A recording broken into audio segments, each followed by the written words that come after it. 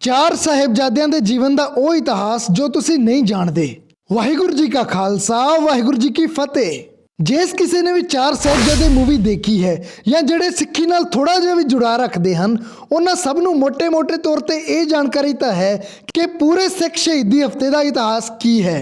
ਪਰ ਫਿਰ ਵੀ ਇਦਾਂ ਦੇ ਬਹੁਤ ਸਾਰੇ ਜ਼ਰੂਰੀ ਇਤਿਹਾਸਿਕ ਪੱਖ ਹਨ ਜੋ ਉਸ ਮੂਵੀ ਵਿੱਚ ਨਹੀਂ ਦਿਖਾਏ ਗਏ। ਜਿਵੇਂ ਕਿ ਦੱਸਿਆ ਜਾਂਦਾ ਹੈ, ਅਨੰਦਪੁਰ ਸਾਹਿਬ ਛੱਡਿਆ ਤੇ ਸਰਸਾ ਦੇ ਕੰਢੇ ਤੇ ਜੰਗ ਹੋ ਗਈ। ਇਹ ਕਿਲਾ ਕੋਈ ਐਵੇਂ ਝੁੰਡ ਬਣਾ ਕੇ ਇਕੱਠੇ ਨਹੀਂ ਛੱਡ ਦਿੱਤਾ ਗਿਆ ਸੀ। ਜੰਗਾਂ ਇੰਜ ਨਹੀਂ ਜਿੱਤੀਆਂ ਜਾਂਦੀਆਂ। ਗੁਰੂ ਸਾਹਿਬ ਵੱਲੋਂ ਇੱਕ ਪਰਪੱਖ ਯੁੱਧ ਨੀਤੀ ਤਿਆਰ ਕਰਕੇ ਇਹ ਜੰਗ ਲੜੀ ਗਈ ਸੀ। ਨਹੀਂ ਤਾਂ ਇੱਕ ਪਾਸੇ ਗੁਰੂ ਸਾਹਿਬ ਦੇ ਨਾਲ ਸਿਰਫ 600 ਦੇ ਕਰੀਬ ਸਿੰਘ ਸਨ ਤੇ ਦੂਜੇ ਪਾਸੇ ਸੀ ਲੱਖਾਂ ਦੀ ਗਿਣਤੀ ਵਿੱਚ ਮੁਗਲ ਫੌਜ। ਪਰਿਵਾਰ ਵਿਛੋੜਾ ਤਾਂ ਕੀ ਇੱਥੇ ਸਰਸਾ ਦੇ ਕੰਢੇ ਤੇ ਸਭ ਨੇ ਸ਼ਹੀਦੀਆਂ ਪ੍ਰਾਪਤ ਕਰ ਲੈਣੀਆਂ ਸੀ। ਇਸ ਤੋਂ ਇਲਾਵਾ ਹਾਥੀ ਦੇ ਮੱਥੇ ਵਿੱਚ ਨਾਗਣੀ ਬਰਛਾ ਮਾਰ ਕੇ ਢੇਰ ਕਰਨ ਵਾਲੇ ਭਾਈ ਬਚਿੱਤਰ ਸਿੰਘ ਜੀ ਦੀ ਸ਼ਹੀਦੀ ਕਿਵੇਂ ਹੋਈ। ਉਸ ਮੁਸਲਿਮ ਬੀਬੀ ਦਾ ਇਤਿਹਾਸ ਜਿਹੜੇ ਸਾਰੀ ਉਮਰ ਭਾਈ ਬਚਿੱਤਰ ਸਿੰਘ ਜੀ ਦੀ ਵਿਧਵਾ ਬਣ ਕੇ ਰਹੇ, ਵਿਆਹ ਹੀ ਨਹੀਂ ਕਰਾਇਆ। ਸੂਬਾ ਸਰਹੰਦ ਕੋਲ ਲਿਜਾਣ ਤੋਂ ਪਹਿਲਾਂ 2 ਦਿਨ ਛੋਟੇ ਸਾਹਿਬਜ਼ਾਦਿਆਂ ਦੇ ਮਾਸੂਮ ਸਰੀਰਾਂ ਤੇ ਜੋ ਕਹਿਰ ਢਾਏ ਗਏ, ਉਹਦਾ ਵੀ ਕਿਤੇ ਜ਼ਿਕਰ ਨਹੀਂ ਮਿਲਦਾ। ਸ਼੍ਰੀ ਅਨੰਦਪੁਰ ਸਾਹਿਬ ਵਿੱਚ ਰਹਿੰਦਿਆਂ ਗੁਰੂ ਸਾਹਿਬ ਦੀ ਪਹਿਲੀ ਜੰਗ ਦਾ ਇਤਿਹਾਸ। ਉਹ ਬਹਾਦਰ ਬੀਬੀ ਜਿਨ੍ਹਾਂ ਫੌਜ ਦੇ ਸਖਤ ਪਹਿਰੇ ਵਿੱਚ ਚਮਕੌਰ ਦੇ ਜੰਗੇ ਮੈਦਾਨ 'ਚੋਂ 40 ਸ਼ਹੀਦ ਸਿੰਘਾਂ ਦੀਆਂ ਦੇਹਾਂ ਨੂੰ ਇਕੱਠਾ ਕਰਕੇ ਉਹਨਾਂ ਦਾ ਸੰਸਕਾਰ ਕੀਤਾ। ਡੇ ਬਾਏ ਡੇ ਇਹ ਸਾਰਾ ਇਤਿਹਾਸ ਜਾਣਾਂਗੇ ਸ਼ਹੀਦੀ ਹਫ਼ਤੇ ਦੇ ਇਸ ਵੀਡੀਓ ਸੀਰੀਜ਼ ਵਿੱਚ। ਪਰ ਸ਼ੁਰੂ ਕਰਨ ਤੋਂ ਪਹਿਲਾਂ ਜੇ ਤੁਸੀਂ ਇਸ ਚੈਨਲ ਤੇ ਨਵੇਂ ਆਏ ਹੋ ਤਾਂ ਚੈਨਲ ਨੂੰ ਸਬਸਕ੍ਰਾਈਬ ਕਰਕੇ ਬੈਲ ਆਈਕਨ ਜ਼ਰੂਰ ਪ੍ਰੈਸ ਕਰ ਦਿਓ ਤਾਂ ਜੋ ਸਿੱਖ ਇਤਿਹਾਸ ਨਾਲ ਜੁੜੇ ਸ਼ਾਨਦਾਰ ਵੀਡੀਓਜ਼ ਤੁਹਾਡੇ ਤੱਕ ਇਸੇ ਤਰ੍ਹਾਂ ਪਹੁੰਚਦੇ ਰਹਿਣ। ਆਓ ਇਸ ਸਾਰੇ ਮਾਨਯੋਗ ਇਤਿਹਾਸ ਨੂੰ ਜਾਣਨ ਲਈ ਆਪਾਂ ਆਪਣੀ ਸੁਰਤ ਨੂੰ ਦੂਰ ਪਹਾੜੀਆਂ 'ਚ ਉੱਚੀ ਥਾਂ ਤੇ ਵਸੇ ਨਗਰ ਸ਼੍ਰੀ ਅਨੰਦਪੁਰ ਸਾਹਿਬ ਲੈ ਚੱਲੀਏ। ਅੱਜ ਅਨੰਦਪੁਰ ਸਾਹਿਬ ਨੂੰ ਫੌਜਾਂ ਦਾ ਘੇਰਾ ਪਏ 7 ਮਹੀਨੇ ਬੀਤ ਗਏ ਹਨ। ਫੌਜ ਦੀ ਗਿਣਤੀ ਦਾ ਕਿਸੇ ਇਤਿਹਾਸਿਕ ਸਰੋਤ ਵਿੱਚ ਜ਼ਿਕਰ ਨਹੀਂ ਮਿਲਦਾ, ਪਰ ਤਵਾਰੀਖ ਗੁਰੂ ਖਾਲਸਾ ਗ੍ਰੰਥ ਵਿੱਚ ਗਿਆਨੀ ਗਿਆਨ ਸਿੰਘ ਲਿਖਦੇ ਹਨ ਕਿ ਜੇ ਇੱਕ ਮੋਟਾ ਹਿਸਾਬ ਵੀ ਲਾਇਆ ਜਾਵੇ ਤਾਂ ਘੇਰਾ ਪਾਉਣ ਵਾਲੀ ਫੌਜ ਦੀ ਗਿਣਤੀ ਇੰਨੀ ਸੀ ਕਿ ਹਰ ਸਿਪਾਹੀ ਜੇ ਇੱਕ ਮੁੱਠ ਮਿੱਟੀ ਦੀ ਭਰ ਕੇ ਵੀ ਅਨੰਦਪੁਰ ਸਾਹਿਬ ਵੱਲ ਸੁੱਟੇ ਤਾਂ ਪੂਰੇ ਅਨੰਦਪੁਰ ਸਾਹਿਬ ਨੂੰ ਸਣੇ ਕਿਲਿਆਂ ਮਿੱਟੀ ਵਿੱਚ ਦੱਬਿਆ ਜਾ ਸਕਦਾ ਸੀ। ਘੇਰਾਬੰਦੀ ਇੰਨੀ ਸਖਤ ਸੀ ਕਿ ਪਾਣੀ ਜਾਂ ਰਾਸ਼ਨ ਤਾਂ ਅੰਦਰ ਜਾਣਾ ਦੂਰ, ਪਰਿੰਦੇ ਦਾ ਪਰ ਮਾਰਨਾ ਵੀ ਔਖਾ ਸੀ। ਹੌਲੀ ਨਗਰ ਦੇ ਅੰਦਰ ਦਾ ਰਾਸ਼ਨ, ਇੱਥੋਂ ਤੱਕ ਕਿ ਪਾਣੀ ਵੀ ਖਤਮ ਹੋ ਗਿਆ। ਕੁਝ ਹਫ਼ਤੇ ਸਿੰਘਾਂ ਨੇ ਹਰ ਰੋਜ਼ ਇੱਕ ਮੁੱਠੀ ਛੋਲੇ ਖਾ ਕੇ ਗੁਜ਼ਾਰਾ ਕੀਤਾ। ਜਦੋਂ ਛੋਲੇ ਵੀ ਮੁੱਕ ਗਏ ਤਾਂ ਉਹਨਾਂ ਨੇ ਰੁੱਖਾਂ ਦੇ ਪੱਤੇ ਖਾ ਕੇ ਡੰਗ ਸਾਰਿਆ। ਜਦੋਂ ਪੱਤੇ ਵੀ ਮੁੱਕ ਗਏ ਤਾਂ ਉਹਨਾਂ ਨੇ ਰੁੱਖਾਂ ਦੀਆਂ ਛਿੱਲਾਂ ਪੀ ਕੇ ਖਾਧੀਆਂ ਤੇ ਆਖਿਰਕਾਰ ਭੁੱਖੇ ਰਹਿਣ ਦੀ ਨੌਬਤ ਆ ਗਈ। ਇੱਥੋਂ ਤੱਕ ਕਿ ਸਿੱਖਾਂ ਨੂੰ ਇੱਕ ਬੂੰਦ ਪਾਣੀ ਲਈ ਵੀ ਤਰਸਣਾ ਪੈ ਰਿਹਾ ਸੀ। ਮਹਿਮਾ ਪ੍ਰਕਾਸ਼ ਗ੍ਰੰਥ ਵਿੱਚ ਜ਼ਿਕਰ ਮਿਲਦਾ ਹੈ, 4 ਸਿੰਘ ਪਾਣੀ ਲੈਣ ਜਾਵੇ, 2 ਜੂਝੇ 2 ਪਾਣੀ ਲਿਆਵੇ। ਮਤਲਬ ਕਿ ਸਿੰਘਾਂ ਨੂੰ ਪਾਣੀ ਲਈ ਵੀ ਸ਼ਹੀਦੀਆਂ ਦੇਣੀਆਂ ਪੈ ਰਹੀਆਂ ਸਨ। 4 ਸਿੰਘ ਜੇ ਘੇਰਾ ਤੋੜ ਕੇ ਪਾਣੀ ਲੈਣ ਲਈ ਜਾਂਦੇ ਤਾਂ 2 ਸ਼ਹੀਦ ਹੋ ਜਾਂਦੇ ਤੇ 2 ਮਸਾਂ ਪਾਣੀ ਲੈ ਕੇ ਮੁੜਦੇ। ਜਰਾ ਸੋਚ ਕੇ ਵੇਖੀਏ ਉਹਨਾਂ ਹਾਲਾਤਾਂ ਨੂੰ। ਮਾਂ ਪਿਓ ਇੱਕ ਦਿਨ ਲਈ ਵੀ ਆਪਣੇ ਬੱਚੇ ਨੂੰ ਭੁੱਖਾ ਨਹੀਂ ਵੇਖ ਸਕਦੇ ਤੇ ਕਿਹੋ ਜਿਹਾ ਜਿਗਰਾ ਹੋਊਗਾ ਮੇਰੇ ਕਲਗੀਆਂ ਵਾਲੇ ਦਾ, ਜਿਹਦੀਆਂ 7 ਤੇ 9 ਸਾਲਾਂ ਦੀਆਂ ਮਾਸੂਮ ਜਿੰਦਾ ਕਈ ਮਹੀਨਿਆਂ ਤੋਂ ਭੁੱਖੀਆਂ ਸਨ। ਭੁੱਖ ਨਾਲ ਸਿੰਘਾਂ ਦੇ ਘੋੜੇ ਮਰਨ ਲੱਗ ਗਏ। ਰਾਜਾ ਰਤਨ ਰਾਏ ਨੇ ਗੁਰੂ ਸਾਹਿਬ ਨੂੰ ਇੱਕ ਪ੍ਰਸ਼ਾਦੀ ਹਾਥੀ ਭੇਟ ਕੀਤਾ ਸੀ। ਇਸ ਦੀ ਖਾਸੀਅਤ ਇਹ ਸੀ ਕਿ ਇਸ ਦੇ ਸੁੰਡ ਦੇ ਸਿਰੇ ਤੋਂ ਲੈ ਕੇ ਪੂਛ ਦੇ ਅੰਤ ਤੱਕ ਪੂਰੇ ਸਰੀਰ ਤੇ ਇੱਕ ਚਿੱਟੀ ਲੈਣ ਸੀ। ਇਹੋ ਜਿਹੇ ਬੇਸ਼ਕੀਮਤੀ ਹਾਥੀ ਉਸ ਸਮੇਂ ਸੰਸਾਰ ਵਿੱਚ ਕੋਈ 2-4 ਹੀ ਸਨ। ਇਹ ਹਾਥੀ ਵੀ ਕਈ ਮਹੀਨਿਆਂ ਤੋਂ ਭੁੱਖਾ ਰਹਿਣ ਕਰਕੇ ਮਰ ਗਿਆ। ਪਰ ਵੱਡਾ ਸਵਾਲ ਇਹ ਕਿ ਆਖਰ ਫੌਜਾਂ ਦੇ ਘੇਰਾ ਪਾਉਣ ਦਾ ਕਾਰਨ ਕੀ ਸੀ, ਆਓ ਜਾਣੀਏ। 9ਵੇਂ ਪਾਤਸ਼ਾਹ ਸ਼੍ਰੀ ਗੁਰੂ ਤੇਗ ਬਹਾਦਰ ਜੀ ਨੇ ਆਪਣੇ ਇੱਕ ਸ਼ਰਧਾਲੂ ਰਾਜੇ ਤੋਂ ਜ਼ਮੀਨ ਮੁੱਲ ਲੈ ਕੇ ਸ਼੍ਰੀ ਅਨੰਦਪੁਰ ਸਾਹਿਬ ਨਗਰ ਵਸਾਇਆ ਸੀ। ਪਰ ਔਰੰਗਜ਼ੇਬ ਨੇੜੇ ਤੇੜੇ ਦੇ ਸਾਰੇ 22 ਧਰ ਦੀਆਂ ਰਿਆਸਤਾਂ ਸਮੇਤ ਪੂਰੇ ਇਲਾਕੇ ਨੂੰ ਆਪਣੇ ਅਧੀਨ ਮੰਨਦਾ ਸੀ। ਇਹਨਾਂ 22 ਧਰ ਦੇ ਹਿੰਦੂ ਰਾਜਿਆਂ ਨੇ ਵੀ ਔਰੰਗਜ਼ੇਬ ਦੀ ਅਧੀਨਗੀ ਮੰਨੀ ਹੋਈ ਸੀ। ਪਰ ਹਰ ਰੋਜ਼ ਜਦੋਂ ਅਨੰਦਪੁਰ ਸਾਹਿਬ ਵਿੱਚ ਰਣਜੀਤ ਨਗਾੜਾ ਵੱਜਦਾ ਸੀ ਤਾਂ ਇਹਨਾਂ ਰਾਜਿਆਂ ਦੇ ਦਿਲਾਂ ਵਿੱਚ ਹੌਲ ਪੈਂਦੇ ਸਨ, ਕਿਉਂਕਿ ਨਗਾੜਾ ਵਜਾਉਣਾ ਹਮੇਸ਼ਾ ਤੋਂ ਹੀ ਆਜ਼ਾਦੀ ਦਾ ਪ੍ਰਤੀਕ ਮੰਨਿਆ ਜਾਂਦਾ ਹੈ। ਇੱਥੋਂ ਤੱਕ ਕਿ ਜਦੋਂ ਔਰੰਗਜ਼ੇਬ ਦਾ ਪੁੱਤਰ ਬਹਾਦਰ ਸ਼ਾਹ ਜ਼ਫਰ ਕਾਬੁਲ ਦਾ ਗਵਰਨਰ ਬਣਿਆ ਸੀ ਤਾਂ ਉਸਨੇ ਉੱਥੇ ਨਗਾੜਾ ਵਜਾ ਲਿਆ ਸੀ। ਤਦ ਔਰੰਗਜ਼ੇਬ ਨੇ ਨਾਰਾਜ਼ਗੀ ਵਿੱਚ ਸੁਨੇਹਾ ਭੇਜਿਆ ਸੀ ਕਿ ਜੇ ਤੈਨੂੰ ਇੰਨਾ ਹੀ ਚਾਅ ਚੜਿਆ ਹੈ ਤਾਂ ਤੂੰ ਢੋਲ ਟਮੱਕਾ ਜਿੰਨਾ ਮਰਜ਼ੀ ਕਰ ਲੈ, ਪਰ ਤੂੰ ਨਗਾੜਾ ਨਹੀਂ ਵਜਾ ਸਕਦਾ। ਤੇ ਇੱਥੇ ਹਰ ਰੋਜ਼ ਸਵੇਰੇ ਸ਼ਾਮ ਨਗਾੜਾ ਵਜਾ ਕੇ ਆਜ਼ਾਦ ਰਾਜ ਦਾ ਐਲਾਨ ਕੀਤਾ ਜਾਂਦਾ ਸੀ। ਬਾਦਸ਼ਾਹ ਨੇ ਐਲਾਨ ਕੀਤਾ ਸੀ ਕਿ ਮੇਰੇ ਰਾਜ ਵਿੱਚ ਕੋਈ ਦਾੜੀ ਨਹੀਂ ਰੱਖ ਸਕਦਾ, ਨਾ ਹੀ ਸ਼ਸਤਰ ਧਾਰਨ ਕਰ ਸਕਦਾ ਹੈ। ਪਰ ਗੁਰੂ ਸਾਹਿਬ ਨੇ ਖਾਲਸਾ ਸਜਾ ਕੇ ਕੇਸ ਰੱਖਣਾ ਤੇ ਸ਼ਸਤਰ ਧਾਰਨ ਕਰਨਾ ਦੋਵੇਂ ਲਾਜ਼ਮੀ ਕਰ ਦਿੱਤਾ ਸੀ। ਦਸ਼ਮੇਸ਼ ਪਿਤਾ ਦੇ ਇਸ ਆਜ਼ਾਦ ਰਾਜ ਦੇ ਸੰਕਲਪ ਨੂੰ ਪਹਾੜੀ ਰਾਜੇ ਬਰਦਾਸ਼ਤ ਨਹੀਂ ਕਰ ਪਾ ਰਹੇ ਸੀ। ਪਹਿਲਾਂ ਤਾਂ ਇਹਨਾਂ ਰਾਜਿਆਂ ਨੇ ਆਪ ਹੀ ਸਿੰਘਾਂ ਨਾਲ ਨਿਪਟਣ ਦੀ ਸੋਚੀ, ਪਰ 1-2 ਮੁਕਾਬਲਿਆਂ ਤੋਂ ਬਾਅਦ ਉਹਨਾਂ ਨੂੰ ਛੇਤੀ ਸਮਝ ਆ ਗਿਆ ਕਿ ਅਸੀਂ ਸਿੰਘਾਂ ਤੇ ਕਾਬੂ ਨਹੀਂ ਪਾ ਸਕਦੇ। ਇਸ ਲਈ ਫਿਰ ਇਹਨਾਂ ਰਾਜਿਆਂ ਨੇ ਔਰੰਗਜ਼ੇਬ ਨੂੰ ਸ਼ਿਕਾਇਤ ਭਰੀਆਂ ਚਿੱਠੀਆਂ ਲਿਖਣੀਆਂ ਸ਼ੁਰੂ ਕਰ ਦਿੱਤੀਆਂ। ਔਰੰਗਜ਼ੇਬ ਉਸ ਸਮੇਂ 8 ਸਾਲਾਂ ਬਾਅਦ ਦੱਖਣ ਤੋਂ ਵਿਹਲਾ ਹੋ ਕੇ ਹਜੇ ਆਇਆ ਹੀ ਸੀ। ਪਿਛਲੇ 8 ਸਾਲਾਂ ਤੋਂ ਉਹ ਦੱਖਣ ਵਿੱਚ ਜੰਗਾਂ ਯੁੱਧਾਂ ਵਿੱਚ ਰੁੱਝਿਆ ਹੋਇਆ ਸੀ। ਵਾਪਸ ਪਹੁੰਚਣ ਤੇ ਜਦੋਂ ਵਾਰ-ਵਾਰ ਪਹਾੜੀ ਰਾਜਿਆਂ ਦੀਆਂ ਸ਼ਿਕਾਇਤੀ ਚਿੱਠੀਆਂ ਔਰੰਗਜ਼ੇਬ ਨੂੰ ਮਿਲਦੀਆਂ ਹਨ ਤਾਂ ਉਹ ਸੋਚਦਾ ਹੈ ਕਿ ਕਮਾਲ ਹੋ ਗਈ, ਜਿਹੜੇ ਤੇਗ ਬਹਾਦਰ ਨੂੰ ਮੈਂ ਸਰੇ ਬਾਜ਼ਾਰ ਦਿੱਲੀ ਵਿੱਚ ਕਤਲ ਕਰਵਾਇਆ ਸੀ, ਅੱਜ ਹੁਣ ਉਹਦਾ ਪੁੱਤਰ ਬਗਾਵਤ ਵਾਲੇ ਸੁਰ ਦਿਖਾ ਰਿਹਾ ਹੈ। ਇਹੋ ਜਿਹਾ ਉਹਦੇ ਕੋਲ ਕੀ ਹੈ ਕਿ ਉਹ ਛਿੰਬੇ, ਚੂੜੇ, ਚਮਿਆਰ, ਹਲਵਾਈ, ਧੂੜ ਮਲਣ ਵਾਲੇ ਮਹੰਤ, ਕਿਸਾਨ ਤੇ ਮੋਚੀਆਂ ਦੀ ਭੀੜ ਲੈ ਕੇ ਵੀ ਪਹਾੜੀ ਰਾਜਿਆਂ ਦੇ ਕਾਬੂ ਨਹੀਂ ਆ ਰਿਹਾ, ਜਿਨ੍ਹਾਂ ਕੋਲ ਬੇਸ਼ੁਮਾਰ ਫੌਜ ਤੇ ਹਰ ਤਰ੍ਹਾਂ ਦਾ ਸਾਜੋ ਸਮਾਨ ਹੈ। ਮਾਫ ਕਰਿਓ ਜੀ, ਮੈਂ ਇੱਥੇ ਸਿਰਫ ਔਰੰਗਜ਼ੇਬ ਵੱਲੋਂ ਵਰਤੀ ਗਈ ਸ਼ਬਦਾਵਲੀ ਤੁਹਾਡੇ ਤੱਕ ਪਹੁੰਚਾਈ ਹੈ। ਇਸ ਆਜ਼ਾਦ ਰਾਜ ਦੀ ਲਹਿਰ ਨੂੰ ਦਬਾਉਣ ਲਈ ਔਰੰਗਜ਼ੇਬ ਨੇ ਆਪਣੇ ਸਭ ਤੋਂ ਬਹਾਦਰ ਜਰਨੈਲਾਂ ਚੋਂ ਇੱਕ ਸੈਨ ਖਾਨ ਨੂੰ ਚੁਣਿਆ, ਕਿਉਂਕਿ ਉਹ ਬਹਾਦਰ ਤੇ ਤੇਜ਼ ਦਿਮਾਗ ਹੋਣ ਦੇ ਨਾਲ-ਨਾਲ ਅਤ ਦਰਜੇ ਦਾ ਜ਼ਾਲਮ ਵੀ ਸੀ।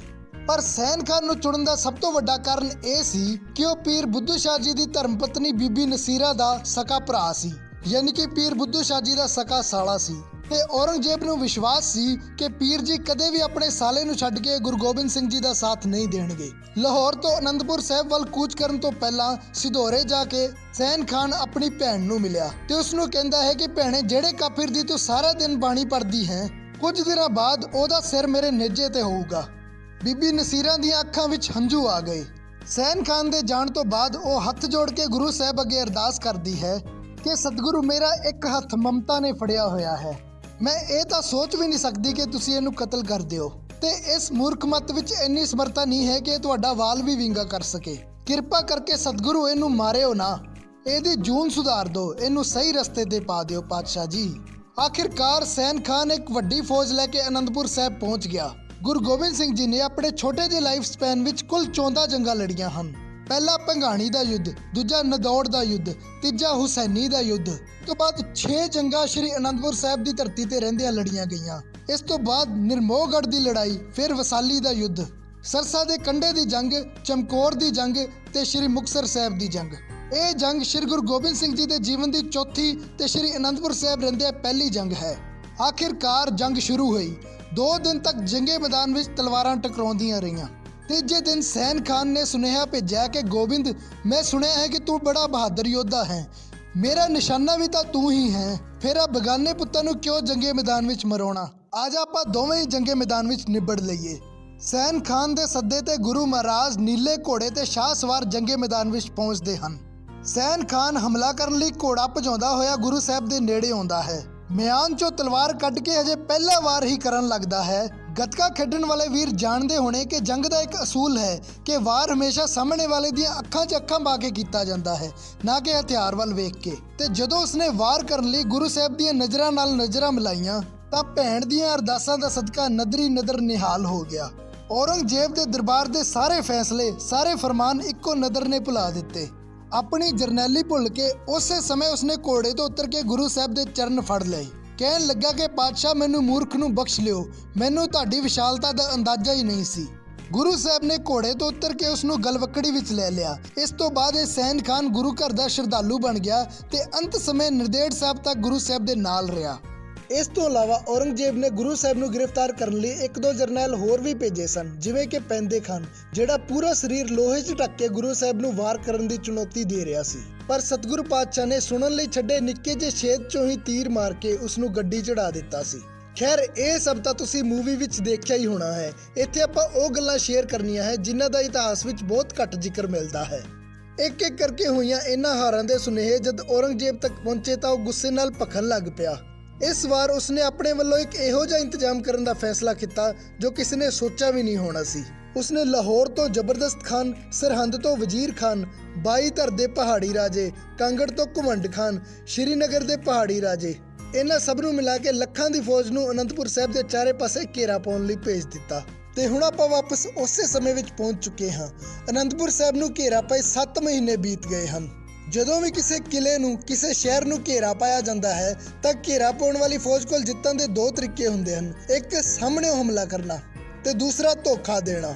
ਸਾਹਮਣਿਓਂ ਹਮਲਾ ਕਰਨ ਦਾ ਤਰੀਕਾ ਉਹਨਾਂ ਨੇ ਕਈ ਵਾਰ ਅਜਮਾ ਕੇ ਵੇਖ ਲਿਆ ਸੀ, ਜਿਸ ਵਿੱਚ ਰਾਜੇ ਅਜਮੇਰ ਚੰਦ ਵੱਲੋਂ ਸ਼ਰਾਬੀ ਹਾਥੀ ਭੇਜ ਕੇ ਕਿਲੇ ਦਾ ਦਰਵਾਜ਼ਾ ਤੋੜਨ ਦੀ ਕੋਸ਼ਿਸ਼ ਕਰਨਾ ਵੀ ਸ਼ਾਮਲ ਹੈ। ਕਿਸ ਤਰ੍ਹਾਂ ਭਾਈ ਬਚਿੱਤਰ ਸਿੰਘ ਨੇ ਸ਼ਰਾਬੀ ਹਾਥੀ ਦਾ ਮੁਕਾਬਲਾ ਕੀਤਾ ਤੇ ਕਿਸ ਤਰ੍ਹਾਂ ਸਿੰਘ ਇਸ ਹਾਥੀ ਭੇਜਣ ਵਾਲੇ ਰਾਜੇ ਦਾ ਸਿਰ ਵੱਢ ਕੇ ਲਿਆਏ। ਇਹਨਾਂ ਸਭ ਤੇ ਬਣੇ ਡਿਟੇਲਡ ਵੀਡੀਓ ਦਾ ਲਿੰਕ ਤੁਹਾਨੂੰ ਇਸੇ ਵੀਡੀਓ ਦੇ ਅਖੀਰ ਵਿੱਚ ਸਕਰੀਨ ਤੇ ਹੀ ਮਿਲ ਜਾਊਗਾ। ਤੇ ਦੂਸਰਾ ਤਰੀਕਾ ਹੁੰਦਾ ਹੈ ਧੋਖਾ ਦੇਣਾ। ਇਸ ਕੰਮ 'ਚ ਤਾਂ ਇਹ ਸਾਰੇ ਨੀਚ ਮਾਹਿਰ ਸਨ। ਸੋ ਜਦੋਂ ਸਿੱਧੀ ਲੜਾਈ 'ਚ ਪਾਰ ਨਹੀਂ ਪਈ ਤਾਂ ਫਿਰ ਉਹਨਾਂ ਨੇ ਧੋਖੇ ਦਾ ਰਾਹ ਚੁਣਿਆ। ਪਹਾੜੀ ਰਾਜਿਆਂ ਵੱਲੋਂ ਭੇਜਿਆ ਗਿਆ ਪੰਡਤ ਪਰਮਾਨੰਦ ਆਟੇ ਦੀ ਗਊ ਲੈ ਕੇ ਪਹੁੰਚਦਾ ਹੈ ਤੇ ਕਹਿੰਦਾ ਹੈ ਕਿ ਪਹਾੜੀ ਰਾਜੇ ਇਸ ਗਊ ਦੀ ਸਹੁੰ ਖਾ ਕੇ ਕਹਿੰਦੇ ਹਨ ਕਿ ਤੁਸੀਂ ਅਨੰਦਪੁਰ ਸਾਹਿਬ ਖਾਲੀ ਕਰਕੇ ਹਿੰਦੁਸਤਾਨ ਦੇ ਕਿਸੇ ਇਲਾਕੇ ਵਿੱਚ ਵੀ ਚਲੇ ਜਾਓ, ਤੁਹਾਨੂੰ ਪਰੇਸ਼ਾਨ ਨਹੀਂ ਕੀਤਾ ਜਾਊਗਾ, ਆਪਣਾ ਆਪਸ ਵਿੱਚ ਕੋਈ ਵੈਰ ਨਹੀਂ ਹੈ। ਸਿੰਘਾਂ ਨੇ ਗੁਰੂ ਸਾਹਿਬ ਅੱਗੇ ਬੇਨਤੀ ਕੀਤੀ ਕਿ ਆਪਾਂ ਅਨੰਦਪੁਰ ਸਾਹਿਬ ਖਾਲੀ ਕਰ ਦਈਏ। ਗੁਰੂ ਸਾਹਿਬ ਫਰਮਾਏ ਕਿ ਮੈਨੂੰ ਇਹਨਾਂ ਖੋਟੇ ਲੋਕਾਂ ਤੇ ਬਿਲਕੁਲ ਵਿਸ਼ਵਾਸ ਨਹੀਂ ਹੈ, ਪਰ ਜੇ ਤੁਸੀਂ ਚਾਹੁੰਦੇ ਹੋ ਤਾਂ ਮੈਂ ਇਹਨਾਂ ਦੀ ਮੱਕਾਰੀ ਸਾਬਿਤ ਕਰ ਸਕਦਾ ਹਾਂ। ਪੰਡਤ ਨੂੰ ਕਹਿ ਦਿੱਤਾ ਗਿਆ ਕਿ ਅੱਜ ਰਾਤ ਨੂੰ ਅਨੰਦਪੁਰ ਸਾਹਿਬ ਖਾਲੀ ਕਰ ਦਿੱਤਾ ਜਾਊਗਾ। ਅੱਧੀ ਰਾਤ ਨੂੰ ਅਨੰਦਪੁਰ ਸਾਹਿਬ ਦੇ ਦਰਵਾਜ਼ੇ ਖੋਲ੍ਹੇ ਗਏ। ਕਿਲੇ ਦਾ ਬੇਕਾਰ ਸਮਾਨ, ਘੋੜਿਆਂ ਦੀ ਲਿੱਦ ਵਰਗੀਆਂ ਫालतू ਚੀਜ਼ਾਂ ਗੱਡਿਆਂ ਤੇ ਲੱਦ ਕੇ ਮਸ਼ਾਲਾ ਬਣ ਕੇ ਗੱਡੇ ਰਵਾਨੇ ਕਰ ਦਿੱਤੇ ਗਏ। ਹਜੇ ਗੱਡੇ ਰਾਤ ਦੇ ਹਨੇਰੇ ਵਿੱਚ ਕੁਝ ਦੂਰ ਹੀ ਗਏ ਸਨ ਕਿ ਫੌਜਾਂ ਨੇ ਹਮਲਾ ਕਰ ਦਿੱਤਾ, ਪਰ ਜਦ ਘੋੜਿਆਂ ਦੀ ਲਿੱਦ ਤੇ ਕਬਾੜ ਮੱਥੇ ਲੱਗਿਆ ਤਾਂ ਮੁਗਲ ਸ਼ਰਮ ਨਾਲ ਪਾਣੀ ਹੋ ਗਏ। ਤਦ ਗੁਰੂ ਸਾਹਿਬ ਫਰਮਾਏ ਕਿ ਇਹ ਹੈ ਇਹਨਾਂ ਦੇ ਧਰਮ ਦੇ ਪਿੱਛੇ ਦੀ ਲੁਕੀ ਹੋਈ ਮੱਕਾਰੀ। ਇਸ ਤੋਂ ਬਾਅਦ ਇੱਕ ਹੋਰ ਚਾਲ ਚੱਲੀ ਗਈ। ਔਰੰਗਜ਼ੇਬ ਨੇ ਕਾਜੀ ਵਲੀ ਹਸਨ ਨੂੰ ਇੱਕ ਕੁਰਾਨ ਤੇ ਝੂਠੀ ਕਸਮ ਲਿਖ ਕੇ ਭੇਜਿਆ। ਇਹ ਸੈਯਦ ਵਲੀ ਹਸਨ ਉਸੇ ਸੈਯਦ ਜਲਾਲੂਦੀਨ ਦਾ ਭਤੀਜਾ ਸੀ ਜਿਸ ਨੇ ਸ਼੍ਰੀ ਗੁਰੂ ਤੇਗ ਬਹਾਦਰ ਜੀ ਨੂੰ ਦਿੱਲੀ ਦੇ ਚਾਂਦਨੀ ਚੌਕ ਵਿੱਚ ਸ਼ਹੀਦ ਕੀਤਾ ਸੀ। ਉਸ ਕੁਰਾਨ ਵਿੱਚ ਔਰੰਗਜ਼ੇਬ ਨੇ ਲਿਖਿਆ ਸੀ ਕਿ ਗੁਰੂ ਗੋਬਿੰਦ ਸਿੰਘ ਜੀ ਤੁਸੀਂ ਅਨੰਦਪੁਰ ਸਾਹਿਬ ਛੱਡ ਕੇ ਦੀਨਾ ਕਾਂਗੜ ਦੇ ਇਲਾਕੇ ਵਿੱਚ ਤਸ਼ਰੀਫ ਲਿਆਓ, ਮੈਂ ਤੁਹਾਡੇ ਨਾਲ ਮੁਲਾਕਾਤ ਕਰਨੀ ਚਾਹੁੰਦਾ ਹਾਂ। ਇਹ ਕੁਰਾਨ ਜਦ ਵਲੀ ਹਸਨ ਰਾਹੀਂ ਗੁਰੂ ਗੋਬਿੰਦ ਸਿੰਘ ਜੀ ਤੱਕ ਪਹੁੰਚੀ ਤਾਂ ਉਹਨਾਂ ਨੇ ਅੱਧੀ ਰਾਤ ਨੂੰ ਕਿਲਾ ਖਾਲੀ ਕਰਨ ਦਾ ਹੁਕਮ ਦੇ ਦਿੱਤਾ। ਇੱਥੇ ਕੁਝ ਵਿਦਵਾਨ ਇਹ ਸ਼ਬਦਾਵਲੀ ਵਰਤਦੇ ਹਨ ਕਿ ਗੁਰੂ ਗੋਬਿੰਦ ਸਿੰਘ ਜੀ ਨੂੰ ਔਰੰਗਜ਼ੇਬ ਨੇ ਧੋਖਾ ਦੇ ਦਿੱਤਾ। ਪਰ ਕੀ ਗੁਰੂ ਸਾਹਿਬ ਨੂੰ ਉਸ ਜਾਨੀ ਜਾਨ ਪਰਮਾਤਮਾ ਨੂੰ ਧੋਖਾ ਦਿੱਤਾ ਜਾ ਸਕਦਾ ਹੈ? ਅਸਲ ਵਿੱਚ ਗੁਰੂ ਸਾਹਿਬ ਨੇ ਇਤਿਹਾਸ ਦੀ ਤਵਾਰੀਖ ਵਿੱਚ ਉਹਨਾਂ ਖੋਟੇ ਲੋਕਾਂ ਦੇ ਧੋਖੇ ਤੇ ਮੱਕਾਰੀ ਨੂੰ ਨੰਗਾ ਕਰਨ ਲਈ ਇਹ ਫੈਸਲਾ ਕੀਤਾ ਸੀ। ਨਹੀਂ ਤਾਂ ਇਤਿਹਾਸ ਲਿਖਣ ਵਾਲਿਆਂ ਨੇ ਕਹਿਣਾ ਸੀ ਕਿ ਜੇ ਗੁਰੂ ਗੋਬਿੰਦ ਸਿੰਘ ਜੀ ਔਰੰਗਜ਼ੇਬ ਦੀ ਸਹੁੰ ਤੇ ਵਿਸ਼ਵਾਸ ਕਰ ਲੈਂਦੇ ਤਾਂ ਸਰਸਾ ਦੇ ਕੰਢੇ ਤੇ ਵਿਛੋੜਾ ਨਹੀਂ ਹੋਣਾ ਸੀ, ਚਮਕੌਰ ਦੀ ਜੰਗ ਤੇ ਸਰਹੰਦ ਦੀਆਂ ਸ਼ਹਾਦਤਾਂ ਨਹੀਂ ਹੋਣੀਆਂ ਸਨ। ਉਹਨਾਂ ਆਪ ਸੱਚੇ ਹੋ ਜਾਣਾ ਸੀ ਤੇ ਸਾਡੀ ਤਵਾਰੀਖ ਨੂੰ ਝੂਠਾ ਸਾਬਿਤ ਕਰ ਦੇਣਾ ਸੀ। ਸੋ ਇਹ ਸੀ ਗੁਰੂ ਸਾਹਿਬ ਦੇ ਅਨੰਦਪੁਰ ਸਾਹਿਬ ਦੀ ਨਗਰੀ ਛੱਡਣ ਦਾ ਇਤਿਹਾਸ। ਇਸ ਤੋਂ ਬਾਅਦ ਸਰਸਾ ਨਦੀ ਦੇ ਕੰਢੇ ਜੰਗ ਲੜਨ ਸਮੇਂ ਕੀ ਸਨ ਗੁਰੂ ਸਾਹਿਬ ਦੀਆਂ ਜੰਗੀ ਨੀਤੀਆਂ? ਕਿਸ ਤਰ੍ਹਾਂ ਸਿਰਫ 500-600 ਸਿੰਘਾਂ ਨੇ ਲੱਖਾਂ ਦੀ ਮੁਗਲ ਫੌਜ ਨਾਲ ਮੁਕਾਬਲਾ ਕੀਤਾ? ਕਿਵੇਂ ਹੋਇਆ ਪਰਿਵਾਰ ਵਿਛੋੜਾ ਤੇ ਕਿਵੇਂ ਹੋਈ ਭਾਈ ਬਚਿੱਤਰ ਸਿੰਘ ਜੀ ਦੀ ਸ਼ਹੀਦੀ? ਇਹ ਸਭ ਅਗਲੇ ਦਿਨ ਦਾ ਇਤਿਹਾਸ ਹੈ ਜੋ ਆਪਾਂ ਅਗਲੀ ਵੀਡੀਓ ਵਿੱਚ ਸਾਂਝਾ ਕਰਾਂਗੇ। ਵੀਡੀਓ ਪਸੰਦ ਆਇਆ ਤਾਂ ਇਸ ਨੂੰ ਵੱਧ ਤੋਂ ਵੱਧ ਸ਼ੇਅਰ ਕਰਕੇ ਸਿੱਖੀ ਦੇ ਪ੍ਰਚਾਰ ਵਿੱਚ ਆਪਣੀ ਸੇਵਾ ਜ਼ਰੂਰ ਪਾਇਓ ਜੀ। ਕਮੈਂਟ ਕਰਕੇ ਦੱਸਿਓ ਕਿ ਇਸ ਵੀਡੀਓ ਦੇ ਵਿੱਚੋਂ ਕਿਹੜਾ ਇਤਿਹਾਸ ਸੀ ਜਿਹੜਾ ਤੁਹਾਨੂੰ ਨਹੀਂ ਪਤਾ ਸੀ। ਚੈਨਲ ਸਬਸਕ੍ਰਾਈਬ ਤਾਂ ਤੁਸੀਂ ਕਰ ਹੀ ਦਿੱਤਾ ਹੋਣਾ। ਸਾਡਾ ਇੰਸਟਾਗ੍ਰam ਪੇਜ ਵੀ ਤੁਹਾਡੀ ਉਡੀਕ ਕਰ ਰਿਹਾ ਹੈ। ਤੇ ਜਾਣ ਤੋਂ ਪਹਿਲਾਂ ਕਮੈਂਟ ਬਾਕਸ ਵਿੱਚ ਵਾਹਿਗੁਰੂ ਜੀ ਲਿਖ ਕੇ ਆਪਣੀ ਹਾਜ਼ਰੀ ਜ਼ਰੂਰ ਲਵਾ ਦਿਓ। ਵਾਹਿਗੁਰੂ ਜੀ ਕਾ ਖਾਲਸਾ, ਵਾਹਿਗੁਰੂ ਜੀ ਕੀ ਫਤਿਹ।